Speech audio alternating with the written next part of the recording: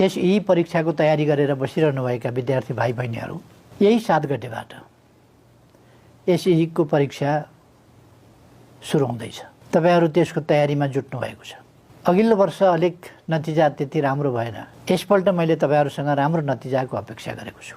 पहिले एसएलसीलाई फलामे ढोका भन्थे। त्यो शब्दले पनि विद्यार्थीहरूमा अलिकति त्रास पैदा हुन्थ्यो। तपाईहरू परीक्षासँग नतर्सिनुहोस्।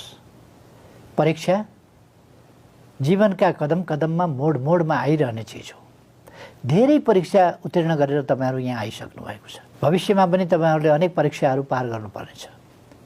तसर्थ धैर्यताका साथ नआत्तिकन राम्रो तयारी गरेर दिनुहोस्। अनिदो थकित अवस्थामा राम्रो परीक्षा दिन गाह्रो हुन्छ। त्यसबाट जोगिनुहोस्। एसईको परीक्षा आइहाल्यो। त्यसकारण तपाईहरूसँग खेर फाल्ने समय छैन। मेरो धेरै शुभकामना छ। तपाईहरू राम्रो अङ्क प्राप्त गरेर सफलतापूर्वक उत्तीर्ण हुनुहोस्। सबैमा धेरै शुभकामना।